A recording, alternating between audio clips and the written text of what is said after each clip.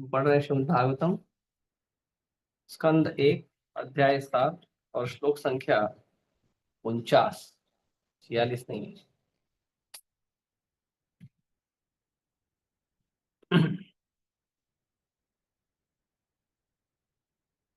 सुत उवाच धर्म्यं न्यायं सकरुणं निर्व्यलीकं समं महत् राजा धर्मसुतो राज्ञा प्रत्यनन्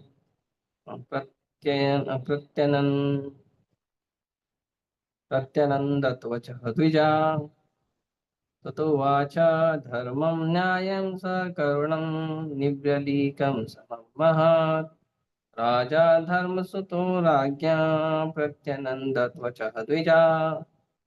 सुतोवाच धर्मं न्यायं सकरुणं निर्व्यलीकं समं महत् राजा धर्मसुतो राज्ञा प्रत्यनन्दत्वचः द्विजा। पढ़िए। ठीक है, ऐसे क्यों है? हाँ ठीक है, पढ़िए। कौन पढ़ेगा?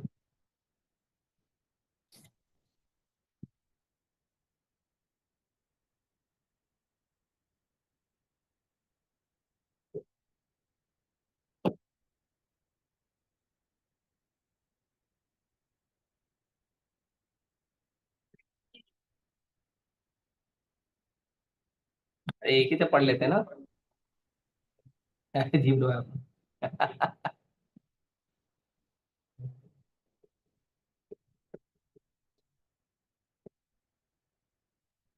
हरे कृष्ण।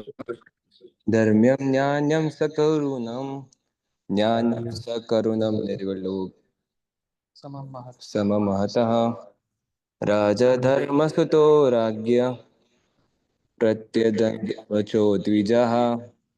हरे कृष्ण। हरे कृष्ण।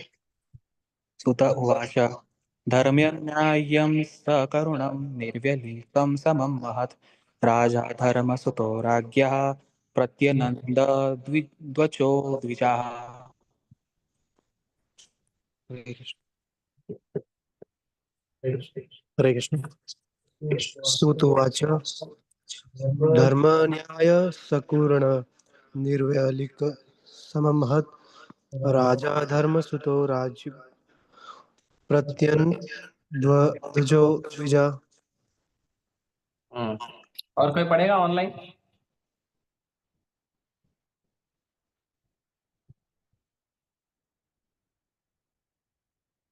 कृष्णा।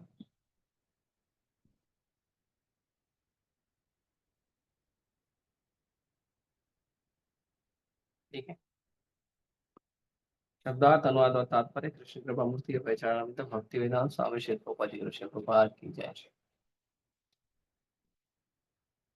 सुत उवाच शील सुत गोस्वामी ने कहा, धर्म्यम धर्म के नियमों के अनुसार, न्यायम न्याय, सकरुणम करुणा से पूर्ण, निर्व्यलीकम धर्म में छल के बिना, समम समता, महत् गौरवशाली, राजा राजा, धर्मसुतः पुत्र, राज्ञाः महारानी द्वारा, प्रत्यनंदत समर्थन, वचः कथन, द्विजा हे श्रेष्ठ, हे ब्राह्मण। श्री सुत गोस्वामी ने कहा, हे ब्राह्मणों, राजा युधिष्ठिर ने रानी के वचनों का पूर्ण समर्थन किया, क्योंकि वे धर्म के नियमों के अनुसार न्यायोचित, गौरवशाली, दया तथा समता से पूर्ण एवं निष्कपट थे। तात्पर्य, महाराज युधिष्ठिर जो धर्मराज या यमराज के पुत्र थे, उन्होंने महारानी द्रौपदी के इन वचनों का समर्थन किया कि अर्जुन अश्वत्थामा को मुक्त कर दे। मनुष्य को चाहिए कि उच्च कुल के सदस्यों की अवमानना को सहन न करे। अर्जुन तथा उसका परिवार द्रोणाचार्य के कुल के प्रति कृतज्ञ थे, क्योंकि अर्जुन ने उनसे धनुर्विद्या सीखी थी। यदि ऐसे उदार परिवार के प्रति कृतज्ञता प्रदर्शित की जाए तो नैतिक दृष्टि से यह उचित नहीं होगा। द्रोणाचार्य के अर्धांगिनी के साथ करुणापूर्वक व्यवहार किया जाना चाहिए था, जिससे वह अपने पुत्र के मृत्यु के कारण दुखी न हो। यही करुणा है। द्रौपदी के ये वचन निष्कपट हैं, क्योंकि पूर्ण रूप से सोच समझकर ही कोई कदम उठाना चाहिए। इसमें समता का भाव था, क्योंकि द्रौपदी ने निजी अनुभव के आधार पर यह कहा था, कोई बाज स्त्री कभी माता की पीड़ा नहीं समझ सकती। द्रौपदी स्वयं माता थी, अतएव कृपि की शोक वेदना का उसका अनुमान सही था। यह उसके गौरव के अनुकूल भी था, क्योंकि वह उच्च कुल के प्रति समुचित सम्मान प्रदर्शित करना चाहती थी। नकुल, अगला श्लोक 50 नंबर का श्लोक। नकुल तथा सहदेव, राजा के छोटे भाई, तथा सात्विकी अर्जुन, देवकी पुत्र भगवान श्री कृष्ण तथा स्त्रियों एवं अन्य व्यक्तियों ने एक स्वर में राजा से सहमति व्यक्त की। श्लोक संख्या 51। लेकिन भीम, जो क्रुद्ध मनोदशा में था, उनसे सहमत नहीं हुआ और उसने दोषी के वध किए जाने की संस्तुति की। उसने व्यर्थ ही सोते हुए बालकों की हत्या कर दी थी, जिसमें न तो उसका अपना न ही उसके स्वामी का हित था।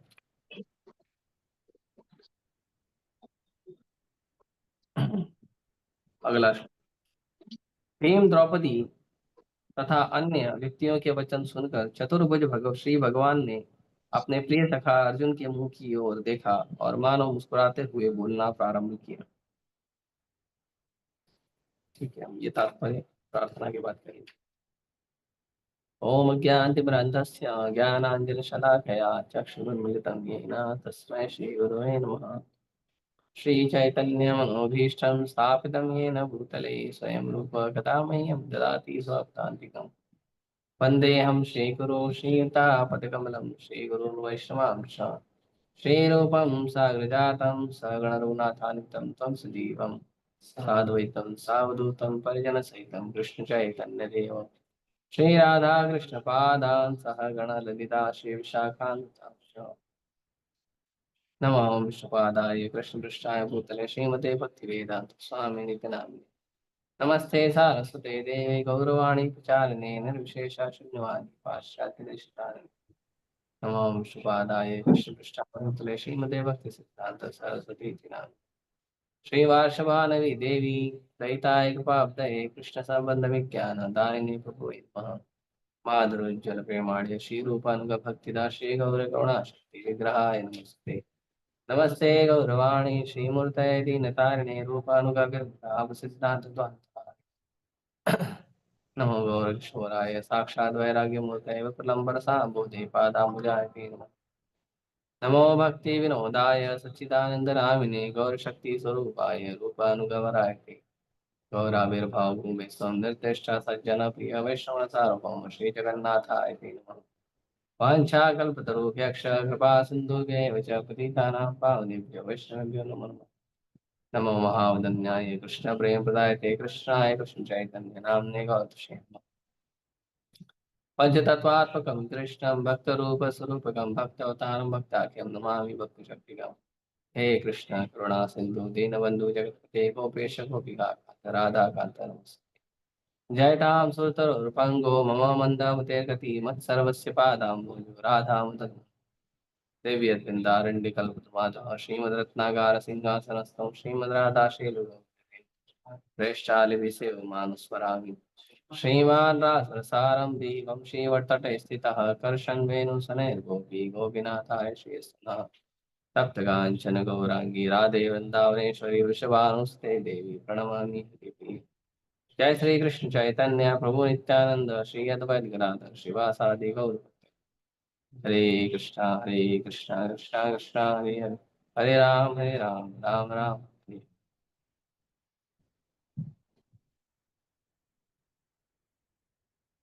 हरे कृष्णा। हाँ, इसका तात्पर्य पढ़ लेते हैं। भगवान श्री कृष्ण की दो भुजाएं थी, किंतु उन्हें चतुर्भुज क्यों कहा गया, इसकी व्याख्या श्रील श्रीधर स्वामी ने की है।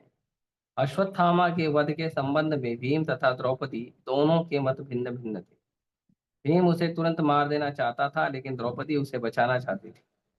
हम इस बात की कल्पना कर सकते हैं कि भीम मारने हेतु तैयार है, किंतु द्रौपदी उसे रोक रही है। अतः इन दोनों को रोकने हेतु भगवान ने दो और भुजाएं प्रकट की। मूलतः आदि भगवान श्री कृष्ण दो भुजाएं प्रदर्शित करते हैं, लेकिन उनके श्री नारायण रूप में वे चार भुजाएं प्रदर्शित करते हैं। वे अपने श्री नारायण रूप में अपने भक्तों के साथ वैकुंठ लोक में रहते हैं, जबकि अपने मूल श्री कृष्ण रूप में वे कृष्ण लोक में निवास करते हैं, जो आध्यात्मिक आकाश में वैकुंठ लोक से बहुत ऊपर है। अतः यदि भगवान श्री कृष्ण को चतुर्भुज कहा गया तो इसमें कोई विरोधाभास नहीं है। यदि आवश्यकता पड़े तो वे सैकड़ों भुजाओं वाले बन सकते हैं, जैसा कि उन्होंने अर्जुन को अपने विश्व रूप में दिखलाया था। अतः जो सैकड़ों हजारों भुजाएं प्रदर्शित करते हैं, वे आवश्यकता पड़ने पर चार भुजाएं भी प्रदर्शित कर सकते हैं। अर्जुन जब असमंजस में था कि अश्वत्थामा का क्या किया जाए, तो अर्जुन के परम प्रिय मित्र श्री कृष्ण ने इस समस्या का समाधान ढूंढ निकालने का भार स्वेच्छा से अपने ऊपर ले लिया और वे मुस्कुरा भी रहे। तो यहाँ पे प्रसंग चल रहा है कि जो अश्वत्थामा को के बारे में चर्चा चल रही है और माता द्रौपदी कह रही है कि अश्वत्थामा को छोड़ देना चाहिए। तो माता देव द्रौपदी ने भी कुछ शास्त्र सम्मत और धर्म के अनुसार कुछ कारण बताए। एक ये कारण कि जो द्रोणाचार्य हैं, अश्वत्थामा उनके एकमात्र पुत्र हैं और कोई पुत्र नहीं है द्रोणाचार्य। और अश्वत्थामा द्रोणाचार्य जी की मृत्यु के बाद उनके प्रतिनिधि हैं और उनकी माँ के इकलौते सहारे हैं कि द्रोणाचार्य जी का शरीर छूट गया है, तो अब केवल अश्वत्थामा है जो उनकी माँ के सहारे, माँ उनके सहारे पे जीवन जी सकती है। और अगर अश्वत्थामा का वध कर दिया जाए तो अश्वत्थामा का वध करने से उसकी माँ बहुत ज्यादा दुखी होगी। हालांकि उसने गलत काम किया है, लेकिन गलत काम को यहाँ पे ये शब्द कह के बात को दबाया गया है कि अ, जो द्रोणाचार्य हैं उनका गुरु, उनका जो कुल है, उनकी जो कुल परंपरा है वो श्रेष्ठ है, जो यहाँ पे कहा गया है। हम्म, गौरवशाली और गौरवशाली है। और जो पांच पांडव हैं उनका भी कुल परंपरा गौरवशाली। हम्म, और अश्वत्थामा की माँ, जब ऐसा जनरली देखा जाता है कि जब पति शरीर छोड़ता है तो पत्नी उसके साथ सती हो जाती है, लेकिन यहाँ पे अश्वत्थामा की माँ द्रोणाचार्य जी के साथ सती नहीं हुई क्योंकि अश्वत्थामा थे, तो वो सती नहीं हुई। तो उसका मतलब कि जो द्रोणाचार्य जी की पत्नी है, अश्वत्थामा की माँ है, वो अश्वत्थामा के सहारे रहना चाहती होगी या अश्वत्थामा से स्नेह होगा। द्रोणाचार्य जी को भी बहुत स्नेह था अश्वत्थामा से।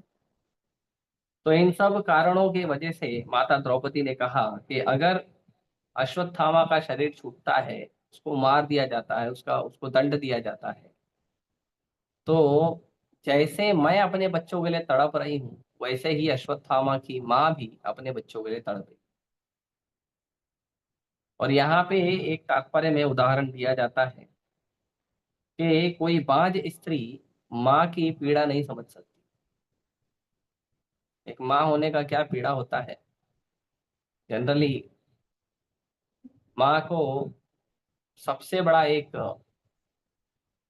जो सम्मान मिलता है वो ये कि माँ अपने बच्चे को गर्भ में 9 महीने रखती है।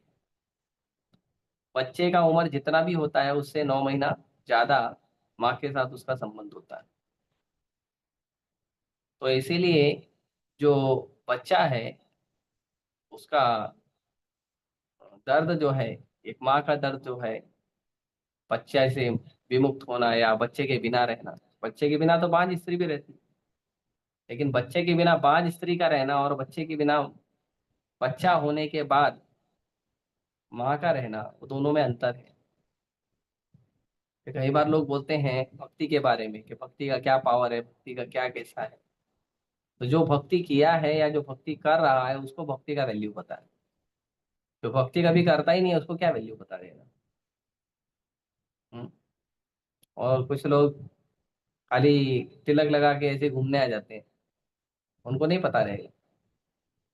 जो ठीक से भक्ति कर रहा है, 16 माला जप करता है, शास्त्रों को पढ़ रहा है और प्रसाद पा रहा है, प्रचार कर रहा है, उसको भक्ति का वैल्यू पता रहेगा।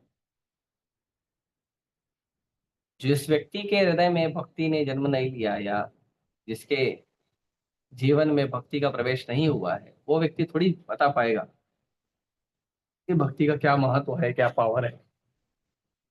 तो वैसे ही बाज स्त्री भी नहीं बता सकती है कि एक पुत्र के खोने की क्या वेदना होती है। वो बाज स्त्री नहीं बता सकती। तो द्रौपदी माता कह रही है मैं इसीलिए उनको उनकी पीड़ा सहन कर सकती हूँ क्योंकि क्योंकि मैं भी माँ हूं और मैंने भी अपने बच्चों को खोया है। तो जो माँ अपने बच्चों को खोती है उस माँ को पता चलता है कि दूसरे का बच्चा मरेगा तो उसको कितना दुख होगा, है ना। जैसे हमको सुई चुभेगा तो हमको पता चलता है कि सुई चुभने से कितना दर्द होता है। जैसे वो एक कहानी है ना सिद्धार्थ करके, जो बाद में गौतम हो गए। तो वो तो राजा के घर में पले थे, बड़े थे राजा के घर में। अब वो हर समय मखमल में रहते थे, फूलों पर चलते थे, जहां पर भी चलते थे उनके कदम रखने के पहले लोग कांटे हटा देते थे। मतलब उनके आने के पहले लोग पूरा कांटा वाटा साफ कर देते। तो एक बार उनके बगीचे में एक पक्षी गिरा हुआ था और वो पक्षी को तीर लगा था और वो पक्षी के शरीर से खून बह रहा था और वो पक्षी छटपटा रहा था। तो जो सिद्धार्थ है वो सोचने लगा पक्षी छटपटा क्यों रहा है, उसको समझ में नहीं आया। तो उसने मंत्रियों से पूछा ये छटपटा क्यों रहा है। बोले कि वो उसको तीर लगा इसके लिए छटपटा रहा है। पर तीर लगना क्या होता है, कभी उन्होंने दुख महसूस ही नहीं किया। तो उन्होंने कहा जब तीर लगता है, जब हमारे शरीर में कुछ चुभता है तो हमें दर्द होता है। तो ये दर्द कैसे होता है। तो बोला भाई जिसको लगता है उसको पता चलता है, मैं तो बता नहीं सकता ना। मैं फील करके नहीं बता सकता कि आपको कैसे दर्द होता है। तो प्रभुपाद जी बोलते हैं कि हर आत्मा को अपने शरीर का दर्द पता होता है, दूसरे के शरीर का दर्द आत्मा को एक आत्मा को दूसरे आत्मा के शरीर का दर्द नहीं पता चलता। केवल कृष्ण हैं जिनको सारे जितने भी शरीर हैं उन सारे शरीरों के दर्द को कृष्ण समझते हैं, क्योंकि कृष्ण भी हर शरीर में रहते हैं। तो सिद्धार्थ ने क्या किया, वही तीर को निकाला और थोड़ा सा छुपा के देखा तो उसको पता चला ये तो बहुत दर्द होता है। फिर वो बोले दर्द इतना दर्द होता है तो क्या होता है। तो बोलते हैं, बस संसार ऐसे ही है, दुखों से भरा है, ऐसे ही दर्द मिलते रहता है। अरे ठीक है, चलो बैकअप। और वो संन्यास ले ली, है ना। अब हमने तो बचपन में ऐसे ही सुना।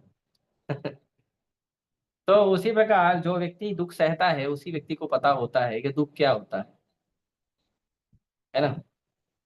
जैसे कई बार हमने डायलॉग सुना है कि जो लोग गरीब होते हैं, गरीब घर में पैदा होते हैं, उनको अनाज की कीमत पता होती है। अभी जो लोग शादी और पार्टी में घूमते हैं और शादी पार्टियों में जाके वहां पे प्लेट भर के प्रसाद ले खाना लेते हैं या प्रसाद जो भी लेते हैं और उसको आधा खाते हैं आधा फेंक देते हैं, तो उनको थोड़ी वैल्यू पता है। हाँ, जो जैसे भक्त लोग मंदिर में प्रसाद पाते हैं या भंडारा में कुछ प्रसाद पाते हैं लोग, तो प्रसाद पाते समय वो लोग चप्पल वप्पल उतार के प्रसाद को रख के प्रणाम करके उसके बाद प्रसाद। लेकिन अमीर लोग ऐसे खड़े खड़े घूमते हैं प्लेट लेके, चप्पल पहन के प्रसाद खाते हैं। राइट, उनको वैल्यू नहीं। प्रसाद का क्या वैल्यू है, अनाज का क्या वैल्यू, कितनी मेहनत से आता है। स्पेशली जो लोग किसान हैं, किसान लोग को पता रहता है कि उसका क्या वैल्यू है, अनाज का क्या वैल्यू है, क्योंकि बहुत मेहनत करता है वो, है ना, 4 महीना मेहनत करता है तब जाके थोड़ा अनाज मिलता है, तो उनको वैल्यू पता चलता है। इस तरह से वही व्यक्ति दुख को, पीड़ा को, दर्द को वही समझ सकता है जिस व्यक्ति ने उसका अनुभव किया। लेकिन ऐसा नहीं है कि हर समय अनुभव करना जरूरी है। प्रभुपाद जी कहते हैं कि किसी भी बात को समझने के लिए 3 स्टेज होती है। एक स्टेज होती है कि पढ़ के सुन के समझ लेना, वो फर्स्ट क्लास स्टेज होती है। ऐसा नहीं है कि संसार में हम जाएं, संसार में दुख दुख को अनुभव करें, फिर फील करें कि कितना दुख होता है और उसके बाद हम वैराग्य ले लें। ऐसा नहीं है। आप शास्त्रों को पढ़ के भी उसको अनुभव कर सकते हो कितना दुख है। तो प्रभुपाद जी उदाहरण देते हैं पोटेशियम साइनाइड। अभी कोई बोलेगा मैं पोटेशियम साइनाइड का अनुभव करके उसके बाद मैं उसका टेस्ट बता सकता हूँ। तो पोटेशियम साइनाइड का टेस्ट क्या होता है वो कोई आज तक बता नहीं पाया। क्यों? कि जैसे ही उसने टेस्ट किया वैसे ही हरी बोल हो जाता है, उसको शरीर छूट जाता है। हम्म? तो वैसे ही कोई भी व्यक्ति अनुभव अनुभव कर, जरूरी नहीं है कि हर समय हर वस्तु का अनुभव ही किया जाए। अगर कोई वस्तु हमें प्रामाणिक स्रोत से, प्रामाणिक गुरु परंपरा से, प्रामाणिक शास्त्रों से प्राप्त हो रही है तो वो वस्तु भी ठीक है और वो प्रामाणिक ज्ञान होता है, उसको एज इट इज स्वीकार कर सकते हैं। जैसे हमारी गुरु परंपरा है, तो गुरु परंपरा में जो ज्ञान है वो प्रामाणिक स्रोत से आता है, प्रामाणिक गुरुओं द्वारा आता है, तो उसको स्वीकार करना चाहिए। अभी आज एक मेरे को वीडियो आया था, किसी ने भेजा था, यूट्यूब लिंक आया था, तो मैं उसमें देख रहा था, तो वो बता रहे थे कि वृंदावन में कुछ साधु हैं और भी कई जगह कुछ साधु हैं, वो डायरेक्ट भगवान की वैदिक भक्ति को पालन करने की जगह डायरेक्ट दिखाते हैं कि रागानुगा सर के भक्त हैं, डायरेक्ट कृष्ण और राधा रानी के हम्म, संबंध की बात करते हैं।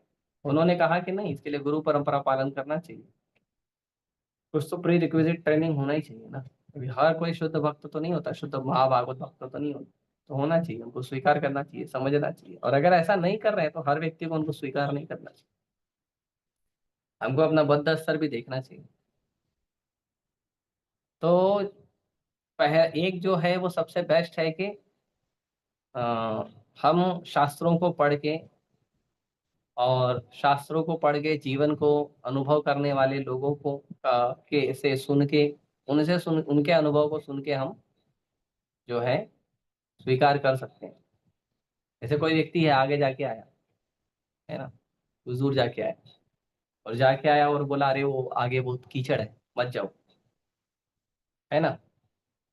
तो कोई बोलेगा अरे उधर कीचड़ है, ठीक है मैं भी जाके देख के आता हूं, है ना। तो कुछ लोग हैं श्रद्धा रखेंगे उस व्यक्ति में, सुन लेंगे, आपसे बोला कीचड़ है तो कीचड़ है ना। लेकिन कुछ लोग बोलेंगे नहीं हम जाके देखते हैं। तो दूसरे प्रकार के लोग होते हैं जो देख कर सीखते हैं। संसार में दुख है तो दुख देख कर सीखो। जैसे आप मुंबई लोकल देखो, आपको संसार के दुख का जो पावरफुल क्या कहते हैं एग्जाम्पल है वो मुंबई लोकल में मिल जाएगा। कुछ पैसे कमाने के लिए लोग अपने आप को भेड़, बकरी, गाय, पशु पक्षी की तरह एकदम अपने आप को ठूसते हैं वो लोग। जो कत्ल खाने में भेड़ बकरी जाते हैं, वो कत्ल खाने में भेड़ बकरी जो जाते हैं वो खुद को ठूसते नहीं है, उनको ठूसा जाता है। लेकिन यहाँ पे जो लोकल ट्रेन है, जो बस है, उसमें लोग खुद को ठूसते हैं जानबूझ के। किस लिए? इंद्रिय तृप्ति के लिए, है ना, मैं और मेरा के लिए। मैं खुश रहूं और मेरे लोग खुश रहें, परिवार को कमा के देना है।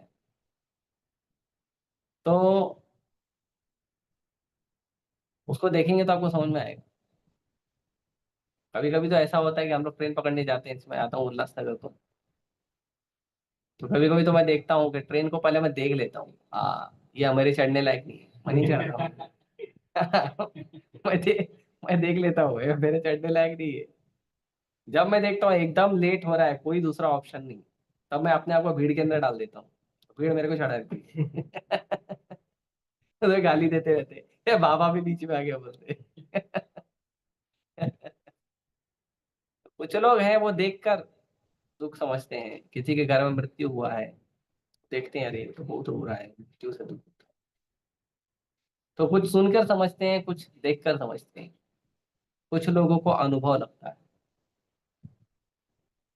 अनुभव करके। जैसे प्रभुपाद जी उदाहरण देते हैं चोर का। ये जो चोर है, कुछ लोग अपने माता पिता से, अपने एरिया के जो सीनियर है उनसे सुनते हैं चोरी करना गलत बात है, चोरी नहीं करना चाहिए। तो बोलते हैं ठीक है चोरी नहीं करना चाहिए, तो सुनकर सीख लेते हैं, ठीक है माँ बाप ने बोला है, सीनियर लोग ने बोला है चोरी करना गलत बात है, हम नहीं करेंगे। First class. सेकंड क्लास, वो देखता है कि जिस व्यक्ति ने चोरी किया था उसको पुलिस ने हथकड़ी बांधा है, तो देखते रहे तो पुलिस लेके जा रही है उसको पकड़ के, पीटेगी अच्छे से, है ना। या कोई जेल से पिटाई खा के आया, उसको बोले, क्या हो गया शरीर में, क्या हो गया, ना दर्द क्यों हो रहा शरीर में, अब बोले चोरी किया था पुलिस ने मारा। तो देख कर समझ जाता है। जो थर्ड क्लास होता है वो क्या करता है, वो चोरी करता है, पहले तो सुनता है लेकिन बोलता है ठीक है ना एक बार करके देख। चोरी करता है, उसके बाद पुलिस लेके जाती है, उसके बाद पुलिस उसका तेल मालिश करती है, उसके बाद उसको समझ हाँ तब तो। लेकिन जो धूर्त होता है, मूर्ख होता है, दुष्ट होता है, वो मार खा के भी नहीं सुधरता है। तो अनुभव कैसे लेना है वो हमको समझना चाहिए। तो यहाँ पे द्रौपदी माता बता रही कि मेरा निजी अनुभव है कि जो मेरे पुत्र हैं, मैंने अपने पुत्र को खोया है, तो वैसे ही जो कृपि है, कृपाचार्य की बहन, और द्रोणाचार्य की पत्नी, अश्वत्थामा की माँ, वैसे ही उसको भी दुख हो, वो भी वैसे ही विलाप करेगी। और द्रौपदी माता कहती है कि मैं नहीं चाहती हूं कि हमें जिस व्यक्ति ने ज्ञान दिया, विद्या सिखाई, धनुर्विद्या सिखाई, उस व्यक्ति के गौरवशाली जो कुल है, उस कुल में हमारे वजह से उनको विलाप करना पड़े, वैसा ही विलाप जो मैं कर रही हूँ, तो ये मुझे नहीं अच्छा लगेगा। तो इसके लिए ये माता कह रही है। और माता द्रौपदी के साथ साथ नकुल, सहदेव, युयुधान और अर्जुन, ये सब ने भी बोला यस, माता द्रौपदी सच बोल रही। माता द्रौपदी कह रही है छोड़ दो। और तो और भगवान भी बोल रहे हैं, सही बात बोल रहे हैं। अभी देखो भगवान कैसे है, भगवान वहां पे अर्जुन को बोले ये दुष्ट है, आतताई है, मार देना चाहिए इसको। हाँ? सोते हुए बच्चों को मार दिया, इतना दुष्ट है, बदमाश है, तो मार देना चाहिए, इसका वध हो जाना चाहिए। तुमने तो द्रौपदी को वचन दिया है कि तुम इसको मार देंगे, उसको मार देना चाहिए।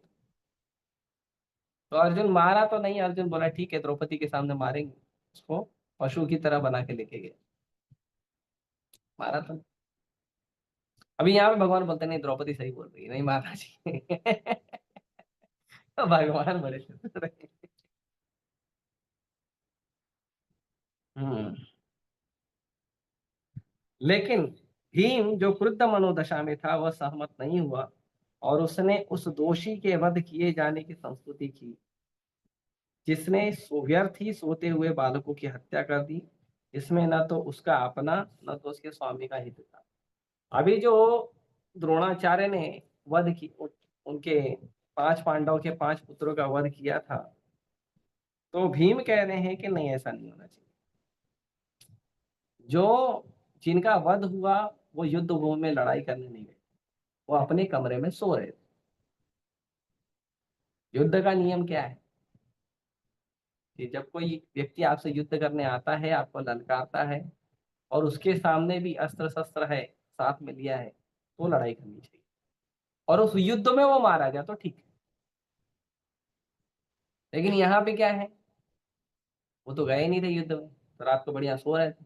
अब युद्ध भी दिन के टाइम होता, रात के टाइम होता नहीं। तो सो रहे थे, उसके समय उनका वध कर दिया, उनको मार दिया। और चलो मार दिया ये सोच के कि मेरा स्वामी खुश होगा, उसका खुद का तो कोई हित था नहीं। खुद का तो उनका कोई दुश्मनी नहीं था पांडवों से। वो क्या सोचा, दुर्योधन खुश हो जाएगा। दुर्योधन भी खुश नहीं हुआ, न वो खुश हुआ न दुर्योधन खुश हुआ। तो जितना भी पर्पस था उसको हत्या करने का, वध करने का, वो सारा पर्पस गलत था। मतलब यूजलेस ही मार दिया, व्यर्थ ही मार दिया। हाँ, और भी बच्चों को मार दिया, अच्छा नहीं किया।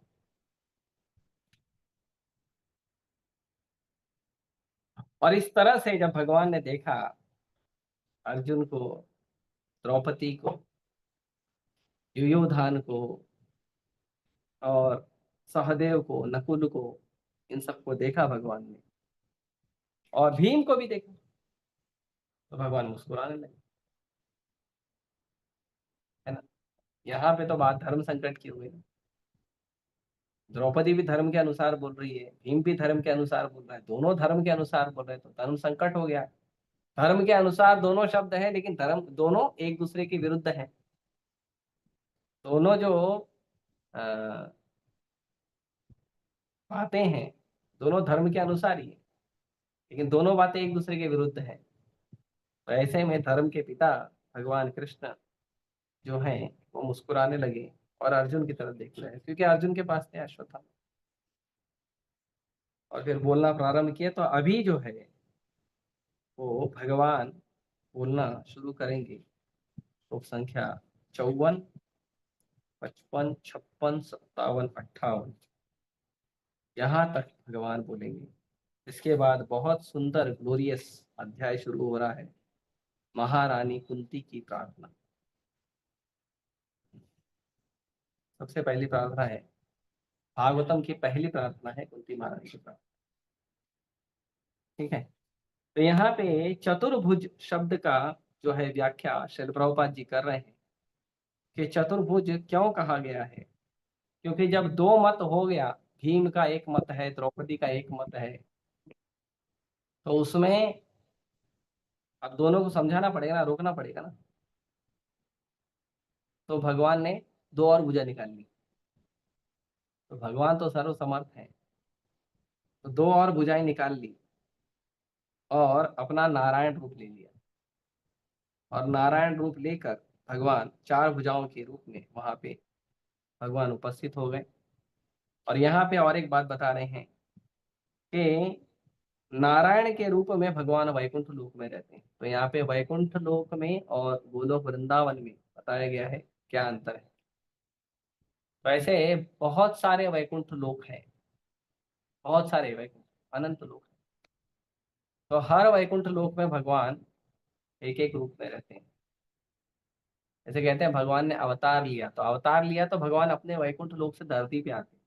ऐसे नहीं कि शरीर से एक्सपांड हो रहे हैं, ऐसे नहीं होता है।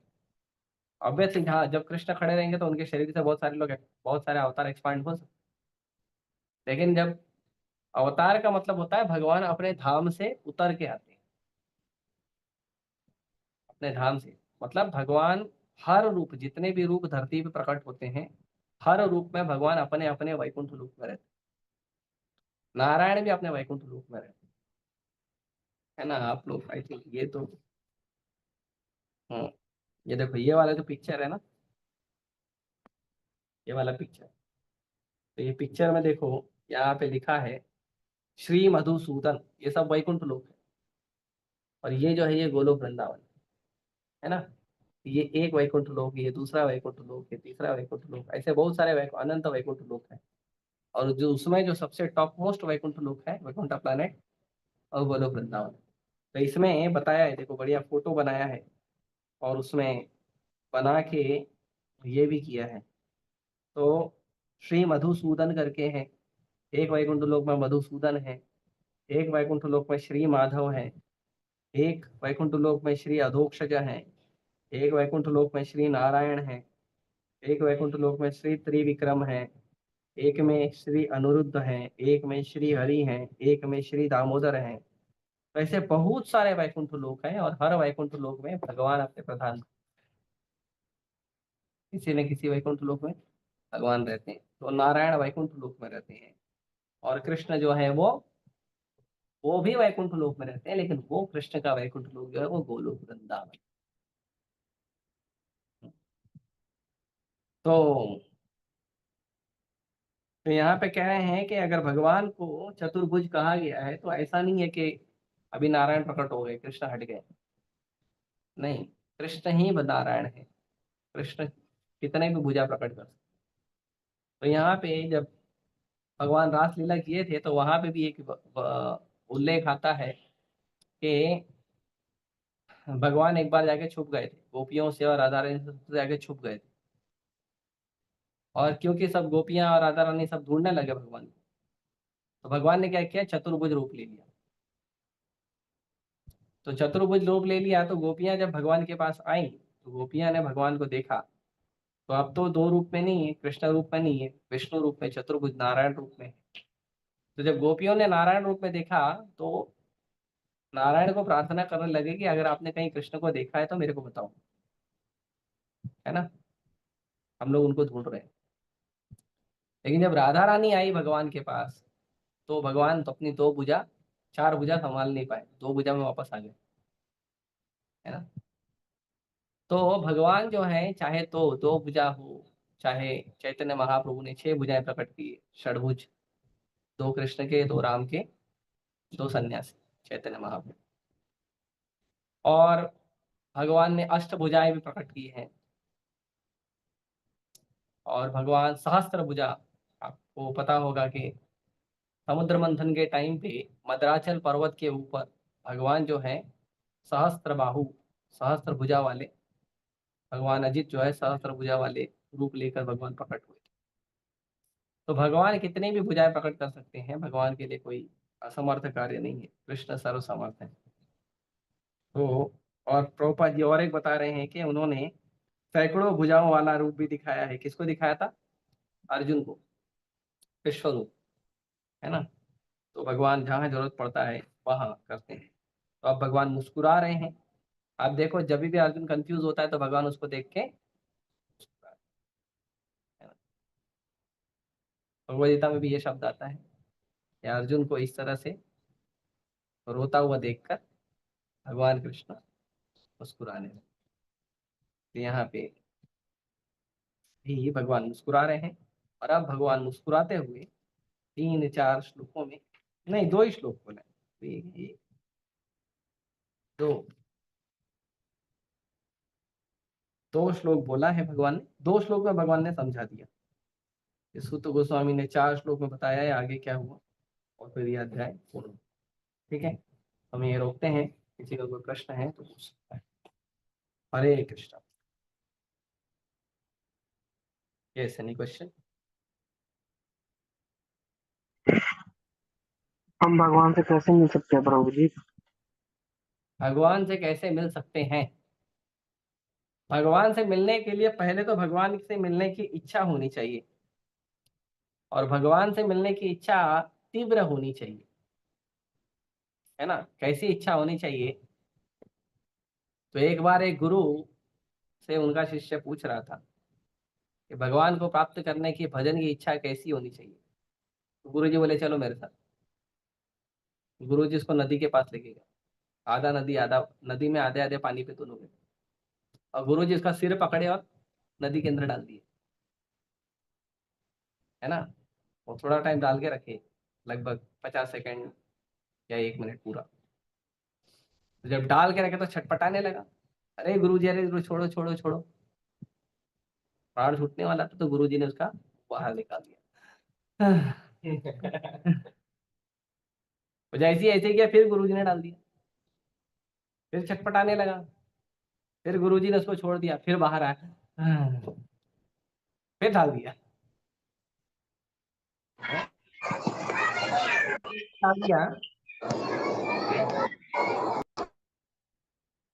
फिर उसको निकाला। तो बोला गुरु जी माफ कर दो, गलत प्रश्न पूछ लिया क्या? गलत प्रश्न पूछ लिया क्या? तो गुरु जी ने बोला तुमने प्रश्न सही पूछा, उसका उत्तर भी सही बता रहा हूँ। जैसे पानी में तुम्हारा मैंने सिर डाला था तो उस समय तुम्हें किस चीज की आवश्यकता थी? केवल एक ही चीज की, क्या? ऑक्सीजन। किसी तरह मेरा श्वास न चले जाए। चटपटा। तो किसी तरह से भगवान प्राप्त हो जाए ऐसी तीव्र इच्छा से भजन करोगे गुरु परंपरा के माध्यम से और प्रामाणिक गुरुओं के निर्देश में, प्रामाणिक गुरुओं के शिष्यों के, उनके फॉलोअर के निर्देश में, तब भगवान की प्राप्ति होगी। तो उतना करना होगा और उसके लिए हमको विधि विधान से जो भक्ति बताई गई है प्रामाणिक गुरु परंपरा में वो करना होगा। जैसे इस्कॉन में कहा जाता है कि 4 नियम पालन करिए, 16 माला जप करिए, एकादशी के दिन 25 माला जप करिए मिनिमम। मैक्सिमम आप कितना ही माला कर सकते हैं। और भक्तों का संग करिए, प्रसाद पाइए, ग्रंथों को पढ़िए, भगवान को जानने का प्रयास करिए। तो इस तरह से धीरे धीरे सुनते सुनते सुनते सुनते जब भगवान के चरण कमलों में हमारी आसक्ति होगी, भगवान से जब हमारा प्रेम होगा, तब हम भगवान को प्राप्त कर पाएंगे। लेकिन अगर आप ऐसे ही सोचोगे कि मैं सहजिया भाव में भगवान को प्राप्त कर लूं, तो वो संभव नहीं है। भगवान भगवद गीता में बहुत ही क्लियर बोलते हैं, नाहम प्रकाश सर्वस्य योग माया समावृता। तो भगवान को वही व्यक्ति देख सकता है या जान सकता है या प्राप्त कर सकता है जिसको भगवान चाहते हैं कि वो मुझे देखे या मुझे प्राप्त करे। तो भगवान प्रेम से अवेलेबल होते हैं, इसीलिए भगवान गीता में कहते हैं भक्त्या माम अभिजाना। जो भक्त है वही भगवान को प्राप्त कर सकते हैं, वही भगवान को देख सकते हैं, बाकी लोग नहीं। तो उसके लिए आपको एक अच्छा भक्त बनना पड़ेगा। प्रामाणिक गुरु परंपरा में आपको एक अच्छा भक्त बनना पड़ेगा। गुरु शिष्य परंपरा का पालन करते हुए, शास्त्रों का पालन करते हुए, भक्तों का सम्मान करते हुए भक्ति करिए, भगवान जरूर कृपा करें। और अगर आपको तुरंत भगवान को देखना है तो तुरंत भगवान जो है वो अर्चा विग्रह के रूप में मंदिर में मिल जाते हैं। भगवान का रूप देखिए, भगवान ऐसे ही दिखते हैं जैसे मंदिरों में अर्चा विग्रह के रूप में। भगवान का रूप कैसा है ये देखना है तो आप आइए श्री श्री राधा रास बिहारी मंदिर, आप देखिए श्री श्री राधा रास बिहारी वैसे ही कृष्ण। ठीक है, हरे कृष्ण। और किसी भक्त को कोई प्रश्न? यस। मुझे आपने जब सहजिया भाव, तो मुझे समझना कि सहजिया भाव में क्या होता है, से कौन से तो सहजिया भाव में। सहजिया भाव का मतलब होता है कि कृष्ण का प्रत्यक्ष अनुभूति, साक्षात्कार नहीं हुआ है कृष्ण भक्ति का, कृष्ण प्रेम का, और आप जो है ड्रामा कर रहे हो कृष्ण भक्ति का। ऐसे कुछ लोग हैं, उनको गुरु परंपरा का नियम पालन नहीं करना है, उनको भक्तों ने बोला है नाम जप करो, वो नहीं करना है। उनको भक्तों ने बोला है शास्त्रों का अध्ययन करो, वो नहीं करना है। लेकिन कृष्ण तो मेरे हैं, मैं तो कृष्ण का हूँ, और राधा बन के घूम रहे हैं, बाबा बन के घूम रहे हैं। नो, किसी भी वस्तु को अगर आपको प्राप्त करना है या किसी कार्य को आपको प्राप्त करना है, पूरा करना है, तो उसका सिस्टम फॉलो करना चाहिए। Without following system you can not reach. और सिस्टम फॉलो करने के बाद भी वो वस्तु या वो व्यक्ति आपको तब प्राप्त होगा जब वो वस्तु के लायक हम बन पाएंगे। तो वो पूर्णतः डिपेंड होता है कि हमने ठीक से सिस्टम पालन किया है कि नहीं, पूरा हृदय से। अब इसमें क्या है, आप आएंगे और पहले ही दिन आप राधा बन के घूमेंगे, गोपी बन के घूमेंगे, या पहले ही दिन आप बाबा साधु बन के घूमेंगे, बोलेंगे मैं तो कृष्ण का हो गया, कृष्ण तो मेरे हो गए, ये नाम जप करो, वो नाम जप करो। और व्यासदेव जी के दिए गए शास्त्रों को पालन करना है नहीं करना है वो सब नहीं बताते हैं। ये सब सहजिया भाव। तो कुछ लोग हैं इस्कॉन का तिलक लगा के घूमते हैं लेकिन एक माला भी जप नहीं करते, खाली अ, छुट्टी के दिन डांस करने आ जाते हैं मंदिर में। अच्छी बात है, डांस करना भी भक्ति है, एटलीस्ट इस्कॉन में आके डांस करें वो बड़ी बड़ी बात है, प्रामाणिक गुरु परंपरा है। लेकिन पहले ही दिन वो अपने आप को शुद्ध भक्त बनाने लग जाते हैं, तो वो अच्छा है। और भक्तों को कभी भी जज नहीं करना चाहिए उनके शरीर के हाव भाव और स्वभाव से। कई कई भक्त लोग ऐसे कर, हमको देखना चाहिए वो प्रामाणिक गुरु परंपरा का पालन कर रहा है या नहीं, प्रामाणिक गुरु को या प्रामाणिक शास्त्रों के अनुसार जीवन जी रहा है कि वो देखना चाहिए। ठीक है? और कोई ऑनलाइन एनीवन एल्स? भागवत भागवत प्राप्ति करने के लिए हमको क्या क्या करना चाहिए? किसके लिए? भागवत प्राप्ति के लिए हमको क्या क्या करना चाहिए? भगवान की प्राप्ति के लिए सबसे पहले तो आप भगवान का नाम जप करिए, जो वेद व्यास जी ने बताया है कलितंत्र उपनिषद में और अन्य कई शास्त्रों में बताया है। और स्वयं भगवान चैतन्य महाप्रभु के रूप में प्रकट हुए हैं और भगवान चैतन्य महाप्रभु ने हमें हरे कृष्ण महामंत्र बोलने कहा है। हरे कृष्ण महामंत्र जप करने के लिए हरे कृष्णा कृष्णा कृष्णा हरे हरे, हरे राम राम राम हरे हरे, भगवान का नाम जप करने के लिए भगवान ने कहा है। प्रामाणिक शास्त्रों को प्रामाणिक गुरु परंपरा में पढ़िए, जो भगवत गीता है, भागवतम है, इन शास्त्रों को पढ़िए, भक्तों के मार्गदर्शन में पढ़िए। ठीक है, तो आपके पास इस्कॉन है, इस्कॉन में आपको सारी पुस्तकें अवेलेबल हो जाएगी, उनको आप पढ़िए, भगवत गीता को पढ़िए, भागवतम को पढ़िए, चैतन्य चरितामृत को पढ़िए और भक्ति में धीरे धीरे आगे बढ़िए। एक भक्त के मार्गदर्शन में आप रहिए, वो भक्त आपको धीरे धीरे धीरे धीरे भक्ति करना सिखाएगा और जैसे जैसे आपका भक्ति करते हो वैसे वैसे आपको अनुभव होते जाएगा, आपकी भक्ति की अनुभूति होते जाएगी कि आप जो भक्ति कर रहे हो उसका प्रभाव आपको समझते जाएगा। और फिर धीरे धीरे जब भगवान की भक्ति हम ठीक से करने लगेंगे प्रामाणिक गुरु के मार्गदर्शन में, तो हमें भगवत प्राप्ति हो जाएगी। ठीक है, ओके, और कोई?